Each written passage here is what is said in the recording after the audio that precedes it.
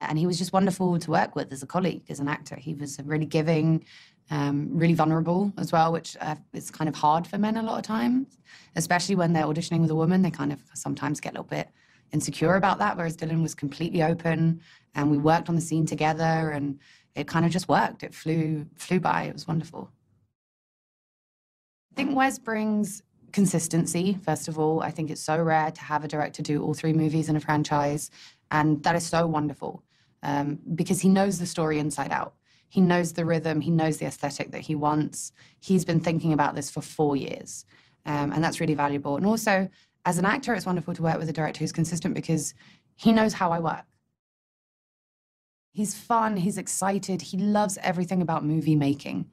He is not there to cash in a paycheck. He really genuinely loves building a world and building a story and telling it. He gets excited over what lens to use and what lights to use and the scope of the visuals. And he just puts so much of himself into it. He's fun, he's excited, he loves everything about movie making. He is not there to cash in a paycheck. He really genuinely loves building a world and building a story and telling it. He gets excited over what lens to use and what lights to use and the scope of the visuals. And he just puts so much of himself into it. I don't think they even know what it is, but they know they have a connection. And it's such a strong connection that even when their relationship is at rock bottom or things are incredibly difficult and, you know, the world is crumbling around them, they know that they are connected in a way that they might not even understand. And in this movie, it's really important for her to see if her work is being done, if her choice was worth it or not. She wants more than anything to find a cure. That's all she's ever wanted. And this film is all about exploring, you know, can she do that? In the third movie, I have some great scenes with Ki Hong, actually, which was really exciting to shoot because he's such a talented actor. And we have a really, really great scene together. It's just the 2 of us in a room. So it was interesting to get to explore that dynamic because, again, we haven't really seen that before. We had a wonderful time in Cape Town. That was really magical for us because we were in somewhere completely different, and we learned about a really beautiful country, and we were able to meet some amazing people that we never would have before. And we got to kind of, you know, we went on a boat trip together, and we did safari together, and kind of really got to do some fun activities. For them to be able to really find out everything and get all the answers that they've been looking for, that's what I'm kind of excited for.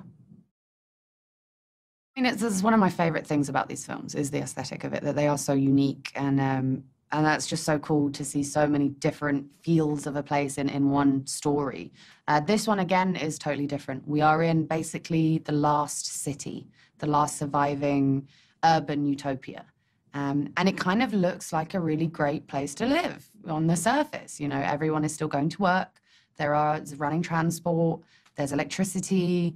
And then you start to see, you know, just on the outskirts, the reality of what the majority of the population are living as. So we get to kind of, you know, there's a bit of a Scorched Trials feel to it as well, especially at the beginning. And then we're suddenly transported into what is essentially the lost city, the last place where you can kind of, you know, see an urban metropolis. She genuinely had a realization, and she had to trust her own instincts. And what I tried to do with her, especially in Scorched Trials, was have a very slow build-up of this feeling that things aren't right and that she needs to do something different. It wasn't like, you know, she wakes up one morning and decides, I'm going to betray you all. This is something that's been playing on her mind, and that she feels like she has nowhere to turn with it. She knows that Thomas is firmly against anything like that. So it's a personal thing for her. I don't think she sees it as a betrayal because I think she genuinely knows that she does love them and that she wants them to be safe just as much as anyone else. And she wants them to be okay, but she just knows that she can see it in a different light.